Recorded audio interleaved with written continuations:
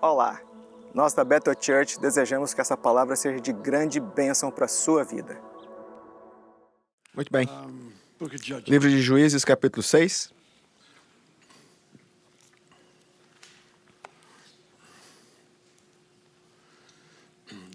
Juízes, capítulo 6. Vou falar sobre Gideão. Não se trata de um estudo sobre Gideão e sua vida.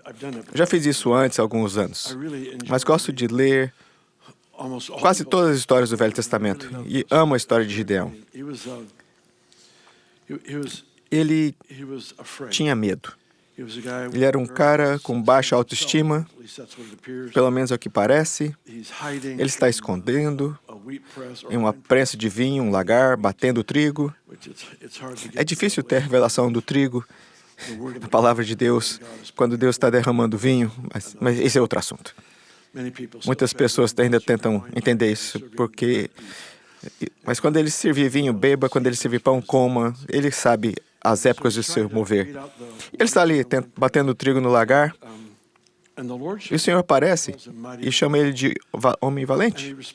E ele responde, é incrível que para mim como Deus apareça e você tem uma resposta tão rápida. Ah, é?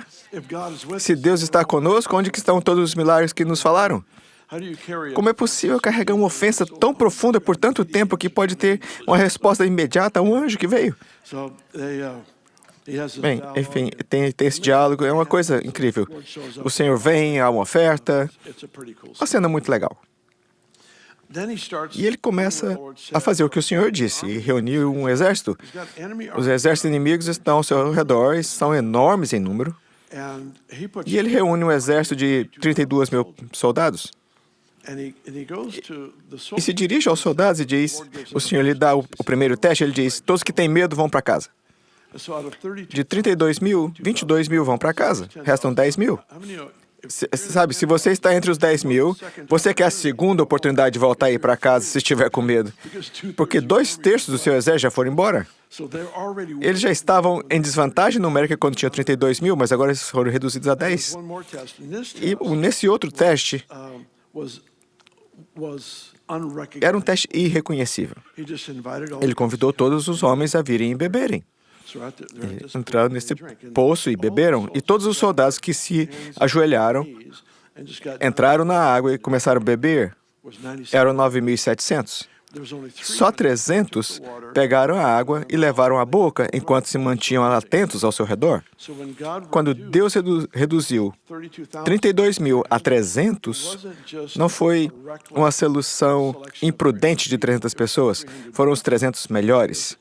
Era um grupo sobre o qual ele poderia edificar. Muitas vezes, quando o Senhor nos reduz, ele nos reduz ao ponto de força. O que ele está prestes a construir terá um alicerce duradouro. E é isso que aconteceu aqui. Ele reduziu aos 300, soldados mais alertos, destemidos, e eles eram os que estavam equipados para a batalha. Uma estranha estratégia de batalha que só Jesus podia inventar. Mas ele os coloca em volta do acampamento, e eles têm esses jarros e tochas, eles quebram, e o inimigo pensa que vai morrer, e eles morrem. Mas logo antes disso, o Senhor fala com Gideão. Ele diz, se você estiver com medo, vá até o campo do inimigo.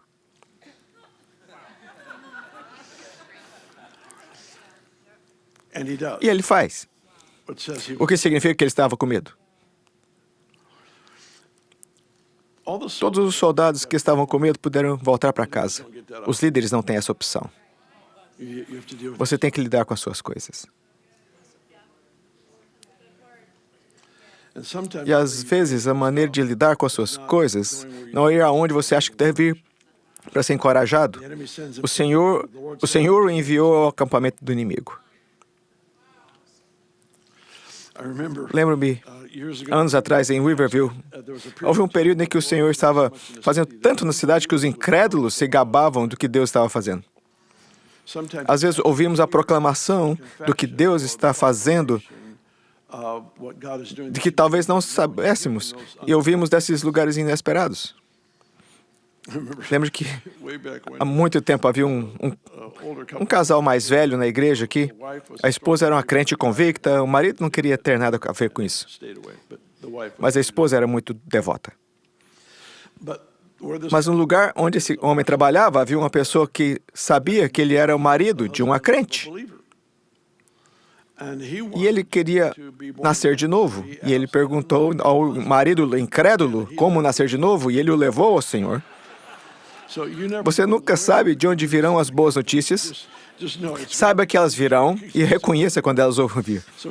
Aqui está essa história estranha que termina de forma triunfal. Depois há 3 versículos em que ocorre uma tragédia. Eu quero falar com você sobre isso. Vamos percorrer a história e ver onde chegamos. Capítulo 6, começamos com o versículo 10. Eu disse, eu sou o Senhor, vosso Deus, não temais os deuses dos amorreus, em cuja terra habitais. Contudo, não destes ouvidos à minha voz. Eu sou o Senhor, vosso Deus, não temais os deuses dos amorreus, cuja terra habitais. Contudo, não destes ouvido à minha voz. Como sabemos que desobedeceram? Pense comigo. Deus disse, não temam os deuses do inimigo. Entendemos? Como eles revelaram que temiam os deuses dos inimigos? Porque adoraram os deuses do inimigo. O que você teme sempre afetará o que você adora.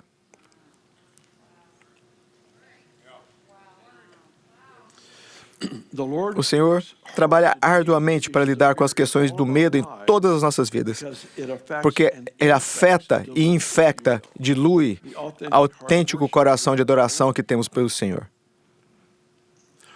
Em Mateus 21, esqueci o capítulo, acho que é o 22, mas está em Mateus. Está na segunda metade. O Senhor fala sobre Deus e Mamon.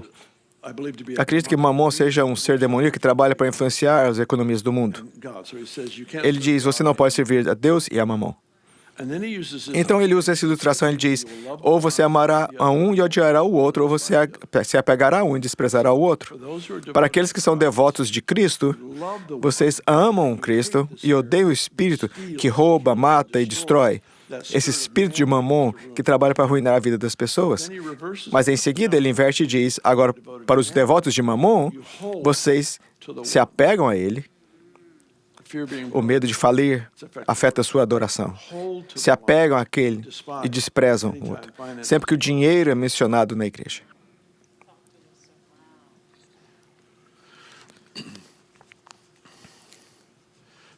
O medo sempre afeta ou infecta a adoração. Se eu tiver o medo dos homens em meu coração, estarei me curvando às opiniões dos outros antes de tomar as decisões. Se eu temer algum tipo de tragédia, viverei constantemente em reação às coisas. Provérbios fala sobre o medo repentino que vem à noite. E todos nós recebemos uma razão para nunca mais temer. No entanto, todos nós lidamos com medo uma vez ou outra. Temos que reconhecer que o inimigo está tentando fazer é infectar a minha adoração e o meu afeto por Jesus, através do medo. O Senhor aparece e fala com Gideão e diz, no versículo 12, então o anjo do Senhor lhe apareceu e lhe disse, o Senhor é contigo, homem valente. Respondeu-lhe Gideão, ai meu Senhor, se o Senhor é conosco, por que nos sobreveio tudo isso? Onde que está todas as suas maravilhas? Eu gostaria que mais crentes dissessem isso. Sim. Obrigado, Senhor. Obrigado, tive uma resposta melhor dessa tela. A presença de Deus, a presença manifesta do Senhor é o ponto de partida para o milagre. E Ele se revela para estar com as pessoas porque nos foi dado uma tarefa impossível. Ele disse a Moisés, eu estarei com você. Por que Ele fez isso? Porque Ele tinha que conduzir Israel do Egito para a Terra Prometida. Ele disse a Gideão a mesma coisa. Em todas as Escrituras, toda vez que se manifesta porque Ele está ligado a uma tarefa impossível. A manifestação do Espírito Santo sobre nós é para nos posicionar, para ver coisas se ajoelharem diante do nome de Jesus.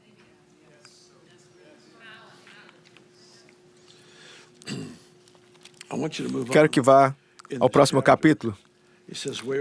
No capítulo 7, ele diz, Se ainda temes atacar, desce tu e o teu moço pura até o arraial, e ouvi o que dizem. Depois fortalecerei suas mãos e descerás contra o arraial. Então ele desceu com seu moço pura até a vanguarda do arraial. E aqui é onde eles estão lá, do lado de uma tenda, e ouviram dois homens conversando de um sonho. Um deles teve um sonho de um pão de cevada, e o outro diz, e da interpretação disse, isso não é outro senão Gideão. O Senhor já estava trabalhando no coração do inimigo para deixá-lo com medo de um homem que não sabia quem ele era a si mesmo.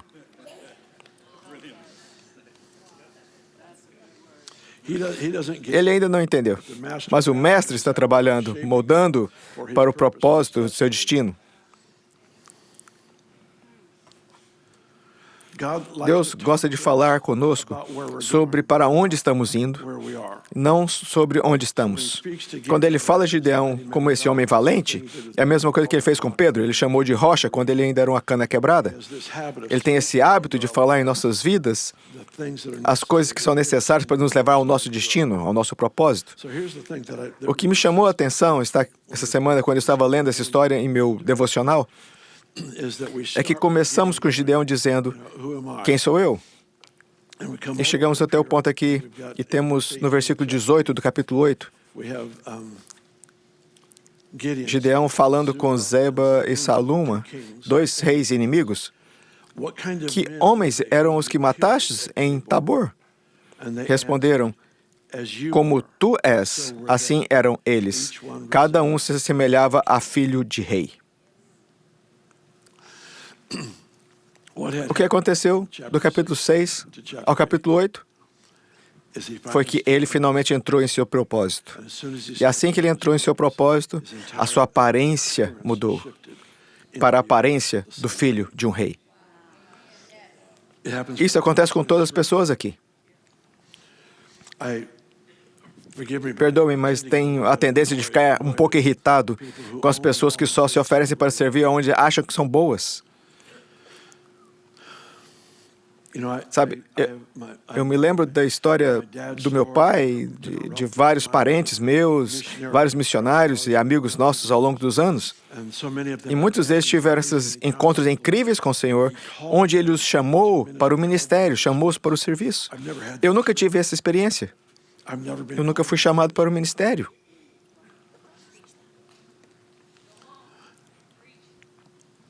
Meu pai era pastor aqui e precisava de ajuda. Me ofereci como voluntário para ensinar os meninos na escola. Eles precisavam de um boletim e eu disse, eu farei isso. Eles precisavam de uma livraria. Abri uma livraria. Não sei nada sobre o negócio. Eles precisavam de um pastor de solteiros e me ofereci para isso.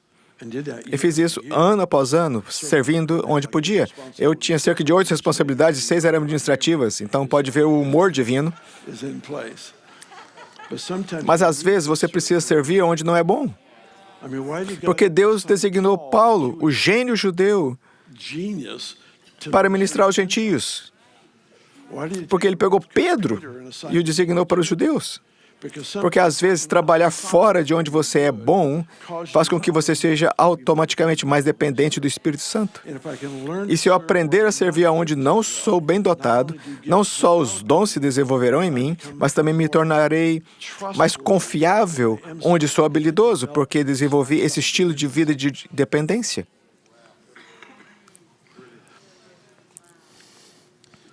Chegamos ao final da história e há muitas coisas aqui. Gosto do versículo 4 do capítulo 8, diz, vindo Gideão ao Jordão, passou com 300 homens com ele e cansados, mas ainda perseguindo.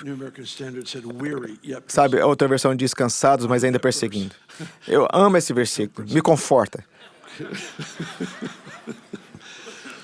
Você pode ser um soldado ferido, mas continua lutando. Você pode estar cansado por qualquer algum motivo. Talvez tenha sido uma temporada difícil, mas continua marchando em frente. Posso marchar devagar, mas estou indo na mesma direção. Posso não usar a espada com tanta força quanto na semana passada, mas ainda estou usando a espada. A questão é que você não para. É importante descansar, é importante cuidar de si mesmo. Mas às vezes levamos 1 ou 2 dias para chegar a isso. Nesse momento preciso estar cansado, mas perseguindo. Ainda tenho que estar perseguindo as coisas para as quais fui designado. Gideão assumiu a aparência de realeza quando finalmente aceitou sua tarefa. Agora vamos ao motivo de que estamos aqui falando sobre essa história hoje. No final do capítulo 8, temos 3 versículos. O versículo 33 é onde começaremos. Morto Gideão, tornaram-se a prostituir-se os filhos de Israel após os Balaíns e puseram Baal-Berite por Deus. Os filhos de Israel não se lembraram do Senhor, seu Deus, que os livrara da mão de todos os seus inimigos. Nem usaram de benevolência a casa de Gideão, segundo todo o bem que ele fizera a Israel. Versículo 34. Os filhos de Israel não se lembraram do Senhor, seu Deus.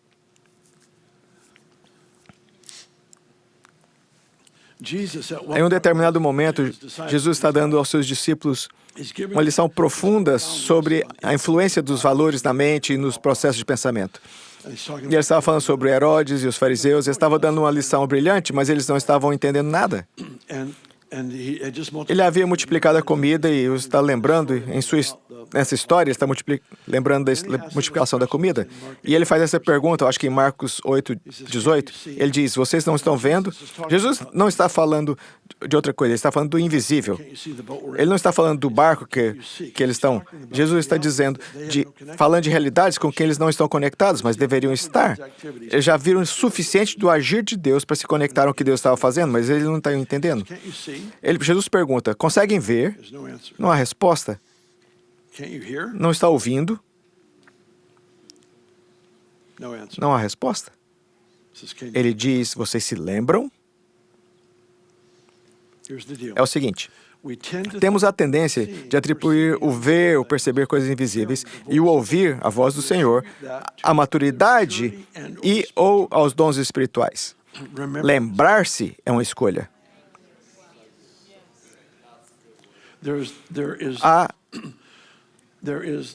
A deliberada, intencional lembrança de eventos passados como marcos ao longo do caminho que me revelam quem Ele é.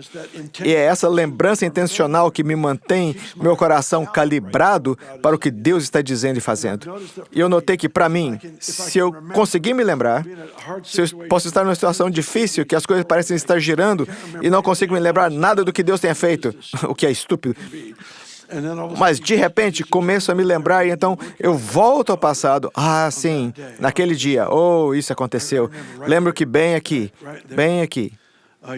um jovem líder de gangue de outra cidade veio morrendo de câncer de cólon e ele foi curado aqui. Lembro, bem ali. Chegou uma missionária que tinha 4 doenças em seu corpo e não queriam deixar que ela saísse do país por causa da sua saúde. Ela saiu escondida. O Senhor falou com ela e disse, se chegar até a Beta, eu o curarei. Ela foi curada de uma doença no caminho. Outras 3 foram curadas aqui, bem ali. Bem ali. Uma delas era esclerose múltipla. Ela foi curada. Bem aqui. Uma mulher paralisada há 56 anos. Levanta-se da cadeira de rodas e caminha. Sua filha, que nunca teve uma mãe que pudesse interagir com ela, estava chorando, porque bem ali, ela saiu da cadeira de rodas. Ali atrás, uma mulher que havia quebrado a mandíbula há 10 anos, tinha movimentos restritos, dor extrema, estalou e sua mandíbula foi completamente curada. Bem aqui, um atleta olímpico que se exercitava em um trampolim, teve o pé separado da perna, preso apenas pelo tendão de Aquiles. Eles reconectaram, mas ele tinha uma dor excruciante e movimentos limitados. Algumas pessoas se reuniram ao redor dele e ele disse que o seu tornozelo esfriou, ouviu um estalo e foi curado. Quando passo por aqui, são pedras memoriais. Deus disse a Israel, quando entrarem na Terra Prometida, voltem ao rio, peguem as pedras do rio e façam uma pilha. Não as cortem, não as moldem, as empilhem, porque vocês precisam de uma lembrança física e tangível do que fiz e onde o fiz. Sua casa e minha casa estão repletas de pedras memoriais. Acho que temos a responsabilidade de captar o significado das coisas materiais que Deus nos deu. Não estou dizendo para acumularmos coisas materiais, estou dizendo que você tinha o desejo de ter uma caneta tinteiro e um parente lhe deu uma. É uma caneta, mas é uma pedra memorial. Deus sabia desse desejo que estava em seu coração e Ele o honrou com uma coisa tão bonita, mas insignificante. Talvez finalmente teve a chance de comprar sua casa. Lembro de uma época em que minha casa e tínhamos um sofá. Era um sofá muito bonito, mas precisávamos de um sofá e o Senhor nos providenciou um sofá para nós. E eu poderia levá-lo pela casa. Lembro de quando isso foi providenciado para nós. Lembro quando isso aconteceu. Anos atrás, Ben e eu vendemos nossa casa do lado oeste da cidade, compramos uma aqui no lado leste e estávamos reformando por mais de 5 anos. Oh, Jesus. E finalmente, depois de uns 4 anos, na outra casa, vendemos quase todos os nossos móveis, inclusive meu piano. E eu não sou um grande pianista, mas eu adoro tocar e passar tempo com o Senhor. Sim, sim, mamãe. Obrigado. A propósito, minha mãe está aqui pela segunda vez. Em seguida, por causa de um acidente terrível, há 7 meses ela estava ausente. Ela está aqui 2 semanas seguidas. Esse avivamento bem aqui. Há mais ou menos 1 ano, Ben e eu começamos a pensar, sabe, é hora de comprar um piano. E eles são caros. Começamos a orar a respeito. E uma pessoa, que não tenho certeza se conheci, pois não mora nesse país, me enviou o suficiente para comprar um piano. É um piano, mas é uma pedra memorial. Sabe, se você permanecer conectado ao que Deus fez em sua vida, isso às vezes é representado por um sofá, às vezes é representado por um amigo, uma conexão com alguém em uma posição elevada que nunca poderia ter tido a chance dessa amizade. E ainda assim ele os valoriza. Há algo sobre essa amizade, há essa oportunidade no trabalho, há essas pedras memoriais e todas estão lá para nos lembrar de quem ele é. E quando o piano se torna só um piano, começo a me desconectar das lembranças que me mantêm calibrado com os valores de Deus, com a sua presença e seus propósitos nessa vida. Israel se apaixonou por falsos deuses depois que se esqueceu. Eles se esqueceram.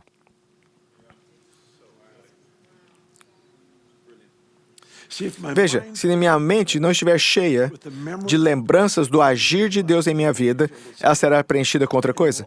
Isso sempre trabalhará para arrancar e dissuadir minha afeição por Ele e por em qualquer outra coisa. Quero que veja o Salmo 78. Por favor.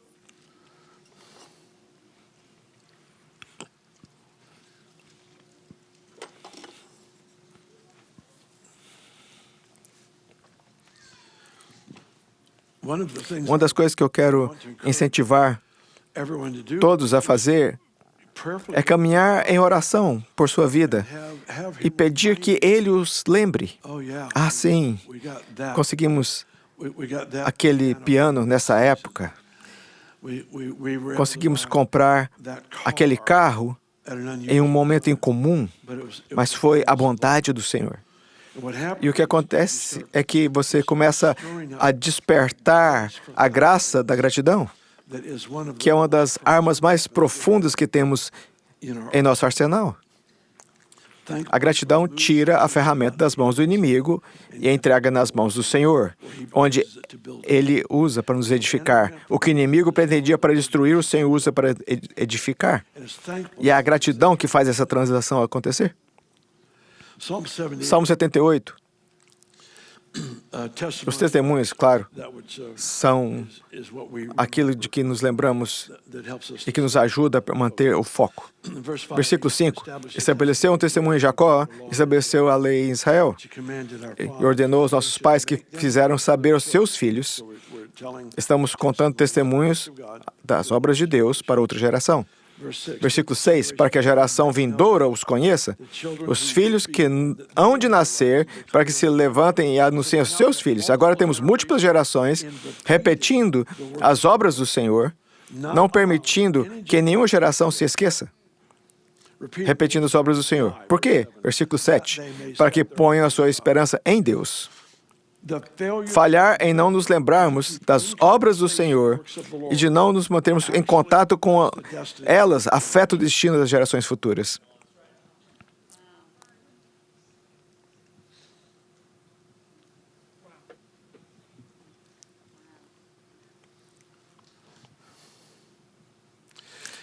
Se eu não estiver disposto a contar a uma geração suas obras revelam sua natureza. Se eu não estiver disposto a contar a uma geração as obras do Senhor que certificam quem Ele é, e se eu não estiver disposto a dar-lhes esse espaço, essa informação, há outra pessoa lá fora que está disposta a dar-lhes outra informação. É um espaço que precisa ser ocupado com informações. E isso fará com que eles se lembrem ou distrairá de sua afeição.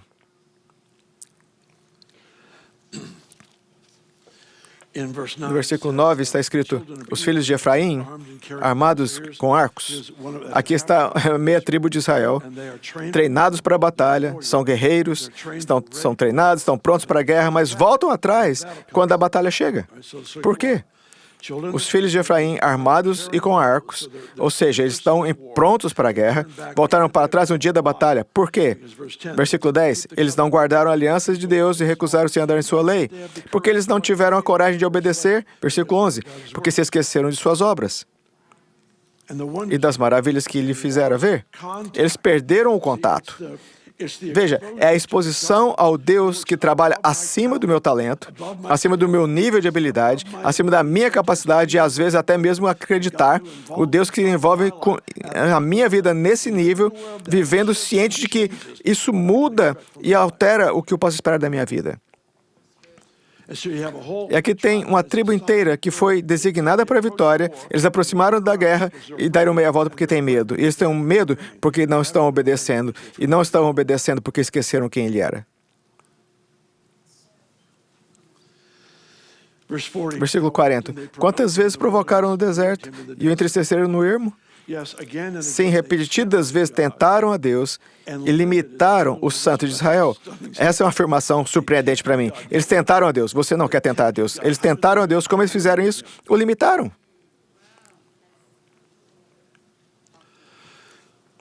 Essa deve ser uma das coisas mais fáceis de fazer. Limitar a Deus. Não quer dizer que nós o controlamos, nunca fazemos o suficiente para controlar. Mas o esforço para restringir aquilo que estamos dispostos a crer, aquilo que achamos que ele pode fazer, é o cara cujo filho está endemoniado. Senhor, se o Senhor for capaz, liberte meu filho. Sabe essa coisa limitadora? Como é possível que a capacidade de limitar Deus se torne uma habilidade que desenvolvemos? Versículo 42. Não se lembraram? Como limitamos a Deus? Como restringiram quem ele podia ser? Eles esqueceram dele. Esqueceram quem ele era, sua história. Israel atravessa aquele rio e empilha pedras, porque Deus sabe que eles precisarão de uma lembrança física. Algo que chame a sua atenção, sua afeição de volta, a sua história em Deus. Eles precisam de uma lembrança contínua. A pilha de pedras nunca se vai. Há uma lembrança constante. Sim, Ele nos livrou. Ele nos levou até a Terra Prometida. Quando é que as pessoas tendem a se esquecer do que Deus fez? É fácil lembrar quando está no meio de uma temporada de milagres. De fato, é difícil de esquecer. Mas quando há uma pausa entre os maiores romper que você já viu e a preparação para a próxima temporada, é onde as pessoas se esquecem. E é aí que nossa vida revolve em torno de encontros, experiências com Deus, pequenos toques sutis de Deus. Até hoje, quando eu me levantei cedo ontem e o relógio marcava 6h38. Eu tive um encontro com o Senhor. em 1995, em outubro. E ele começou às 3 da manhã e terminou às 6h38. Eu vejo essa hora no relógio, seja manhã ou noite, não importa, aciona a memória. Eu encontrei Deus. Isso acontece por todo o livro. Deus, eu estava clamando por sua ajuda, e estava andando e tinha minha Bíblia comigo, e o Senhor falou comigo nesse versículo, e eu o sublinhei. E ao lê-lo novamente, lembro-me, eu clamei ao Senhor, e Ele me ouviu e me livrou de todos os meus temores. Veja, é uma pedra memorial. Está todos aqui. Este livro é um diário. É um diário com pequenas notas e anotações de uma história, de uma jornada, caminhando com Deus. E não posso me dar o luxo de esquecer. Porque se eu me esquecer, o inimigo tem muitas coisas nas quais que ele prefere que eu pense.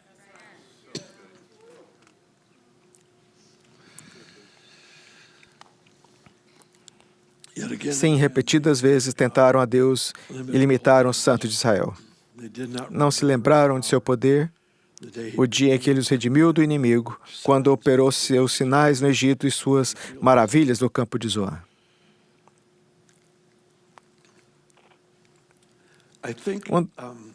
Uma das coisas que o Senhor instituiu ou trouxe à nossa vida é o ato, eu não quero chamá-lo de disciplina, mas acho que é a disciplina da ação de graças. Davi tinha esse tabernáculo onde os sacerdotes adoravam na presença de Deus, o que era proibido antes dessa época.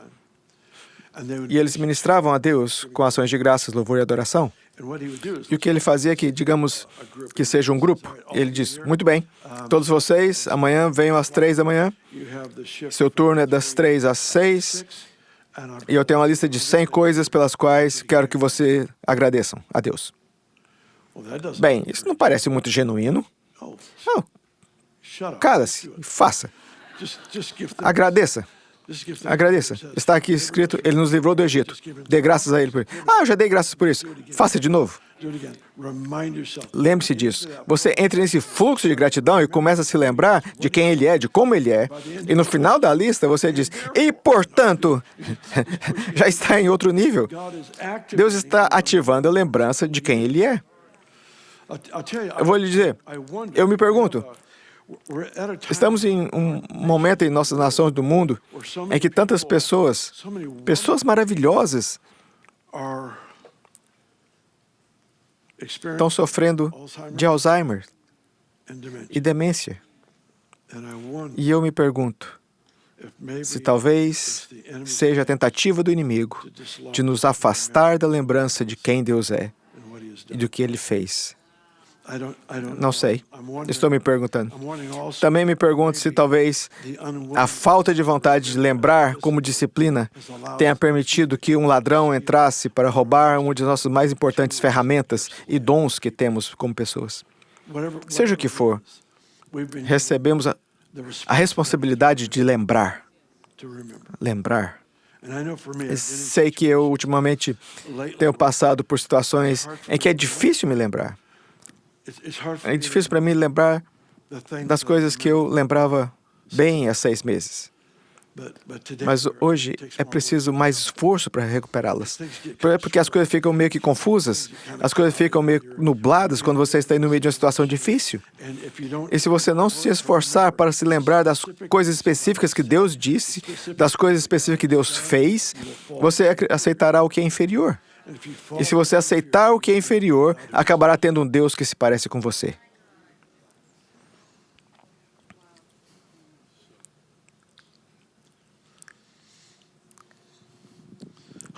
Quem Ele é e como Ele é tem que ser falado, tem que ser declarado. Adoro as músicas que nossas equipes escrevem porque são decretos e declarações. Eu vim como um mendigo. Você sangrou pelo meu perdão. Isso nunca envelhece. Esses temas que nós celebraremos por toda a eternidade. Nunca Nunca esgotaremos as maravilhas de quem Ele é. E usar nossos momentos agora é uma grande parte do que nos mantém seguros e saudáveis em um mundo louco, porque nos lembramos de quem Ele é. Vamos nos levantar.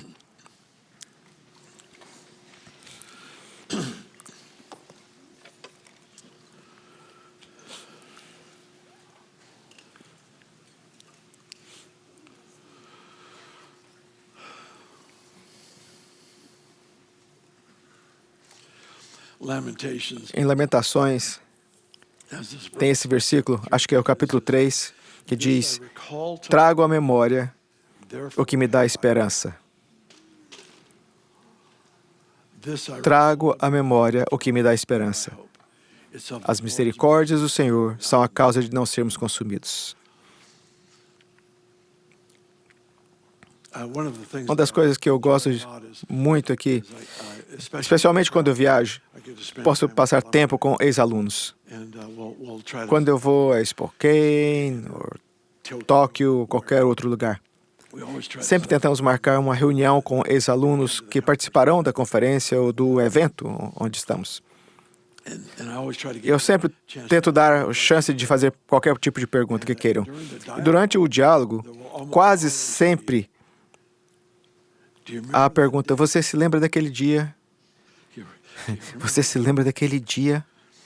E haverá alguma história sobre o câncer de cólon ou a esclerose múltipla. Na semana passada, o olho cego de nascença, foi aberto. Não sei como me esqueci dessa. Você se lembra quando estávamos em St. Louis e o cara que não tinha articulação do quadril e se levantou sua cadeira de rodas e subiu escadas? Como que eu esqueci essa? Você deu dia que tínhamos cerca de 10 pessoas aqui. Era um domingo à noite. Eu fiz um apelo e disse: qualquer um que tem algum tipo de vício, venha. Não foi um apelo longo, 10 ou 15 pessoas ficaram bem aqui. Oramos por elas em grupo. Não ministramos um a um, oramos em grupo. Mais ou menos 6 meses depois, um dos rapazes veio até mim e disse: se lembrou aquele noite de domingo, fez isso? Sim, eu me lembro. Meu amigo e eu éramos viciados em heroína por 20 anos. Naquela oração, perdemos todo o apetite pela heroína. Sim.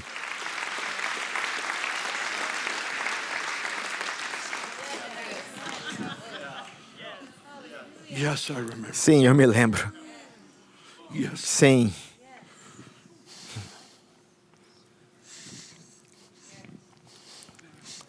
Isso revela quem Ele é, revela como Ele é. E revela a maravilha dessa aliança. Fomos trazidos para essa família onde podemos explorar e desfrutar desse Deus todos os dias das nossas vidas. Se eu achar que Ele está em minha vida para realizar os meus sonhos, ficarei desapontado pelo resto da minha vida. Mas quando percebo que eu estou vivo para realizar os dele, todo dia é um sonho. Coloque as suas mãos para frente. Vamos orar. Pai, pedimos agora, no poderoso e maravilhoso nome de Jesus, que o Senhor nos livre da amnésia espiritual, da demência, de todas essas coisas que nos fazem ver apenas o problema presente e não a nossa história vitoriosa. Que o Senhor nos cure e nos perdoe. Que, como povo, sejamos conhecidos por nos lembrarmos. Lembrar do que o Senhor fez. Lembrar do que o Senhor é. Peço isso em nome de Jesus. Amém.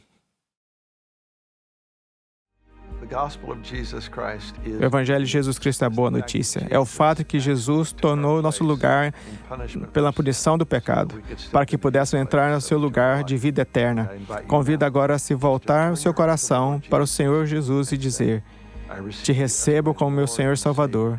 Deixo todas as partes da minha vida que não te honram e vivo intencionalmente para servi-lo, honrá-lo, para celebrar como meu Senhor e meu Salvador.